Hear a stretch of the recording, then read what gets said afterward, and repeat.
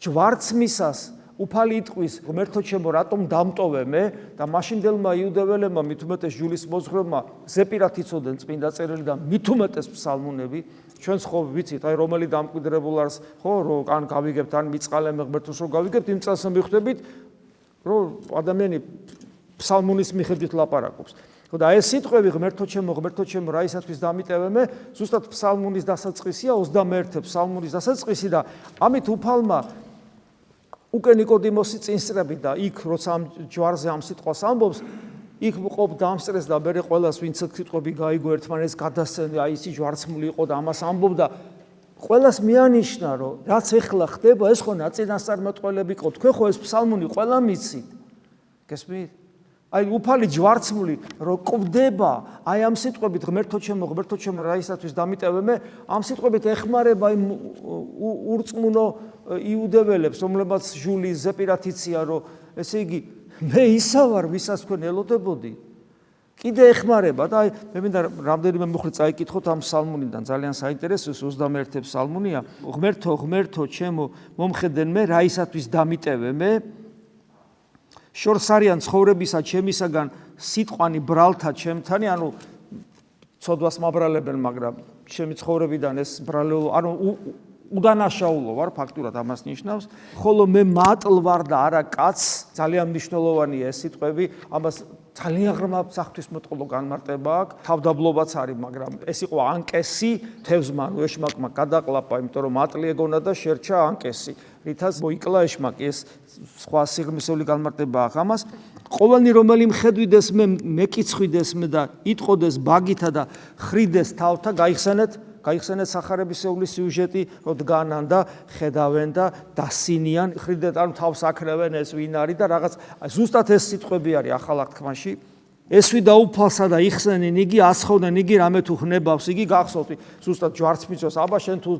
ღმერთის შვილი ხარ აბა თქვი და გადმოდი მაქედან ზუსტად აი ერთ-ერთში მეორდება ფსალმუნის ეს სიტყვები მერე რამე თუ გარემომადგეს მე ძაღლებ მრავალ და კრებულმან უკეთურთამან გარემომიცვა მე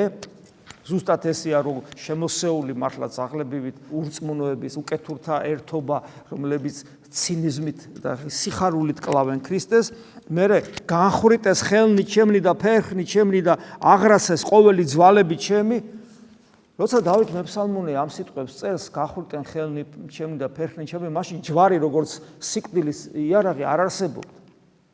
გესმით და ამ დროს ნახეთ რას წერს გეგონება იქ დგას და უყურებს მათ მიხილეს მე და განმიცადეს მე იმიტომ რომ გააშიშვლეს უფალი და აი ესე იგი ესეც შეურაცხყოფელი იყო რა თქმა უნდა და ამიტომ არის აი განმიცადეს განიყვეს სამოსელი ჩემი მათ შორის და კვარცა ჩემსა ზედა განიგდეს წილი ხედავთ რები წერია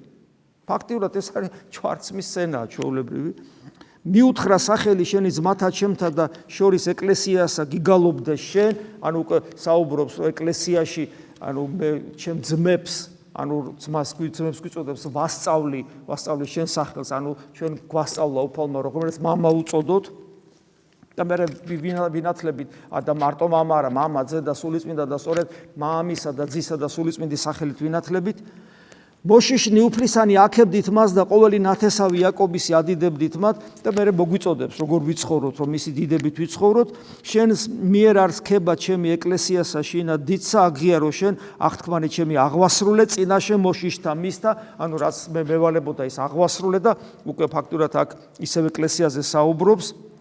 როცა ჩვენ ეკლესიაში ხვდებით ღვთის მადიდებელი ჭამონ დავრდომილთა და განზღნენ და აქებდნენ უფალსა მეძიებელნი მისნი ცხონდნენ გულნი მათნი უკუნითი უკუნისამდე თითქოს აი ევქარისტიულ ცხოვრებაზე ამინიშნება ეკლესიაში ვადიდებთ და ვჭამთ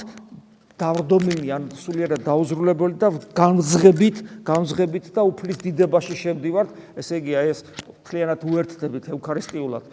რომელიც ჭამის საშუალებით ხდება რომ ჭამთ ქრისტეს ხორცსა და სისხლს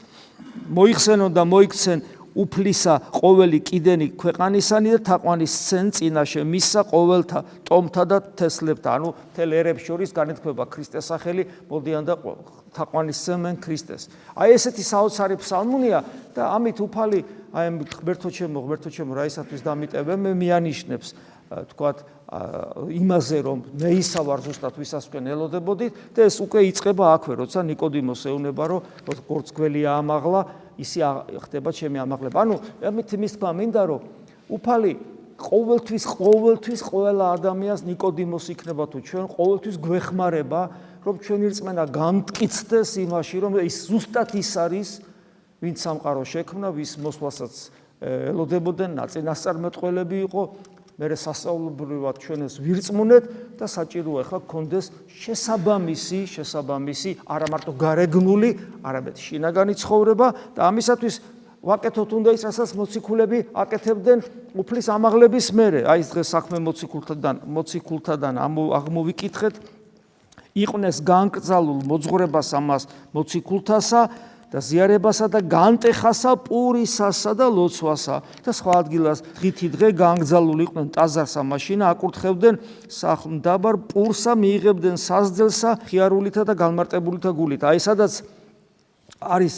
კურთხევა პურისა და განტეხა პურისა ღვთისმეტყველები გვასწავლიან რომ ყველგან იგულისხმება ზიარების საიდუმლოების აღსრულება, ევქარისტიული საიდუმლოების აღსრულება. ეს არის უდიდესი საშუალება, რომ საიდუმლოებრივად შინაგანად განვიცადოთ ჩვენი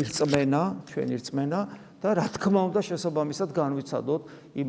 დიდებული დღესასწაულის შესაბამისი სიხარული, რასაც კვირათით აღდგარი მაცხოვრის სიხარული ქვია ჩვენს მიერ გაცდილი. თუ ჩვენ ეს არ განვიცადეთ, მაშინ დიდებულების გარეშე ვჩებით. ჩვენ უნდა განვიცადოთ და ეს ნიშნავს, რომ ჩვენში უნდა იყოს უაღრესად დიდი სერიოზული დამოკიდებულება, დიდად სერიოზული დამოკიდებულება ჩვენი სულიერი ცხოვრებისადმი, რომელსაც გლოვარებასთან ერთად რომ ისე ვერ განვიცდით, როგორც გვწამს, უნდა თან სდევდეს პერიოდულად ღვთისწყალობით